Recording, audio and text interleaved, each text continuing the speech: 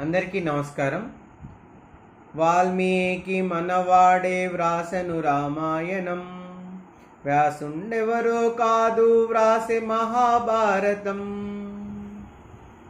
అనే విధంగా మనం పాటలు పాడుతూ ఉంటాము. ఈరోజు వాల్మీకి జయంతి సందర్భంగా వాల్మీకి ఒక రత్నాకరుడు నుండి ఒక వాల్మీకిగా ఏ విధంగా మారిండనే విషయాన్ని పురస్కరించుకొని నేను వాల్మీకి జీవితం గురించి కొన్ని మాటలు చెప్పే ప్రయత్నం చేస్తాను. వాల్మీకి యొక్క పూర్వాశ్రమంలోని పేరు రత్నాకరుడు. ఈ రత్నాకరుడు యొక్క దినచర్య ఏమిటంటే, వచ్చిపోయే వాళ్ళ దగ్గర ఉండే వస్తువులు దొంగలించడం, అడవిలో జంతువులను వేటాడడము, అల్లరి చిల్లరగా ఉంటూ జీవనాన్ని కొనసాగించడం.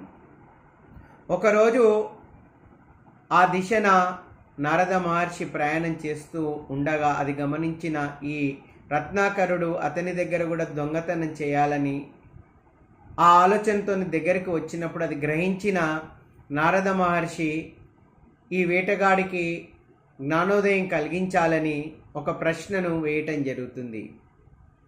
నాయనా, నువ్వు ఈ దొంగతనాలు ఇవన్నీ చేస్తున్నావు ఎందుకు అని అడిగినప్పుడు, నా భార్యా పిల్లల్ని పోషించడానికి, కుటుంబాన్ని పోషించడానే కానీ చెప్పినప్పుడు, సరే చాలా మంచిది నాయన, ఒకసారి నీ భార్యా పిల్లల దగ్గరికి వెళ్ళి నువ్వు చేసే ఈ పాప పనిలో భాగం ఉంటుందా లేదా ఒకసారి కనుక్కొని రా. ఉంటుంది అంటే నేనే నా దగ్గర ఉండే అన్ని విలువైన వస్తువులు నీకు ఇస్తా అని అన్నప్పుడు చాలా సంతోషంగా ఇంటికి ఈ రత్నాకరుడు వెళ్ళి తన భార్యను అడగడం జరుగుతుంది. నేను చేసే పాప పుణ్యాల్లో మీకు భాగం ఉంటుందా ఉండదా? అలా భార్య ముక్కు సూటిగా చెప్పడం జరుగుతుంది. ఏ మాత్రం కూడా నీ పాపంలో మాకు ఎలాంటి భాగస్వామ్యం ఉండదు. నువ్వు ఒక భర్తగా, ఒక తండ్రిగా కుటుంబ పోషణ చేయాలి కాబట్టి నువ్వు చేసే ప్రతి కర్మలో నీకే అన్నీ వస్తాయి, కానీ మాకు ఏమాత్రం రావు అని చెప్పిన వెంటనే చాలా చింతాక్రాంతుడై మొహం మాడిపోయి నారద మహర్షి దగ్గరికి వచ్చి పాదాభివందనం చేసి, ఓ మహర్షి, నాకు జ్ఞానోదయం కలిగించండి, ఈరోజు నా కళ్ళు తెరుచుకున్నవి అని అన్నప్పుడు, నువ్వు ఒక రామ అనే శబ్దాన్ని పలుకుతూ నువ్వు జ్ఞానోదయాన్ని పొందగలుగుతావు అన్నప్పుడు, ఆ రామ అనే శబ్దాన్ని కూడా కొన్ని నెలల పాటు రామ అనే పదాన్ని ఉచ్చరించడానికి కాలం పడుతుంది. ఆ విధంగా రామ రామ రామ రామ అనే పదాన్ని ఉచ్చరిస్తూ ఆ రామనామంతో అతనికి పుట్ట పెరుగుతుంది. కొన్ని సంవత్సరాలుగా చేసిన ధ్యానానికి పుట్ట పెరిగి ఆ పుట్టను చీల్చుకొని అతను బయటకి జ్ఞానాన్ని సంపాదించుకొని ఒక మనిషి నుండి ఋషిగా మారడం జరుగుతుంది. ఆ పుట్టనే మనం వాల్మీకి అంటాము.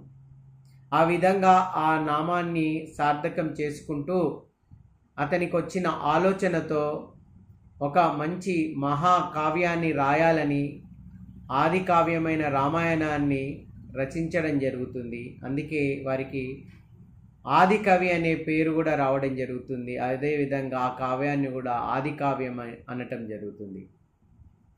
ఈ కావ్యం రచించడానికి కూడా మళ్ళీ ఒక సంఘటన జరుగుతుంది.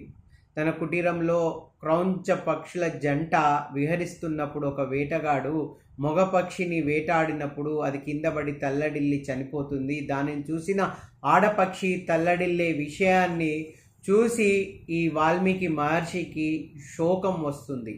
ఆ శోకంతోనే ఒక అందమైన శ్లోకాన్ని కూడా చెప్పడం జరుగుతుంది. ఆ శ్లోకమే ఒక మహాకావ్యం, ఆది కావ్యంగా, రామాయణంగా మారడం జరుగుతుంది.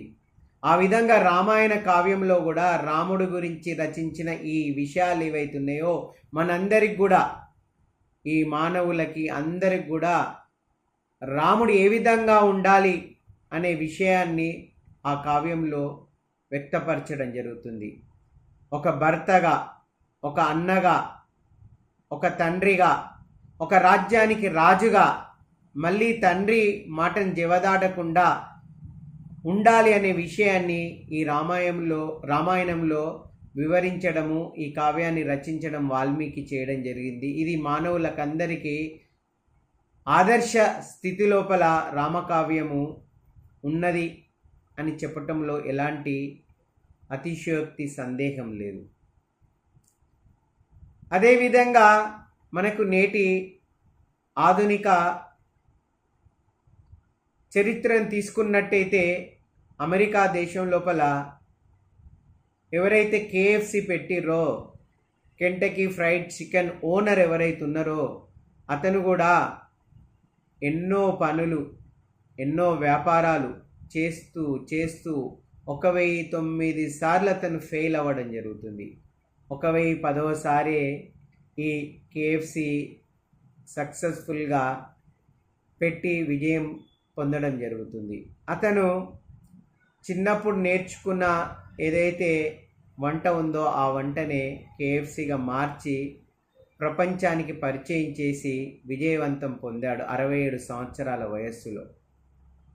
అందుకే మనము కృషి ఉంటే మనుషులు ఋషులవుతారు, మహా ఋషులవుతారు అనే శ్లోకాన్ని తీసుకొని మనం ఆచరణ చేసినట్టయితే మనము కూడా, ప్రతి ఒక్కరు కూడా వాళ్ళు పెట్టుకున్న లక్ష్యాన్ని, మంచి విషయాలను సాధించడం కోసము ఉన్న స్థితి నుండి ఉన్నత స్థితి, ఆ ఉన్నత స్థితి నుండి మహోన్నత స్థితికి ఎదగవచ్చు అనేది మనకు వాల్మీకి జీవితాన్ని తీసుకొని స్ఫూర్తిని పొంది ముందుకు వెళ్తే బాగుంటుందని మీ ముందుకు తీసుకువచ్చే ప్రయత్నం చేశాను.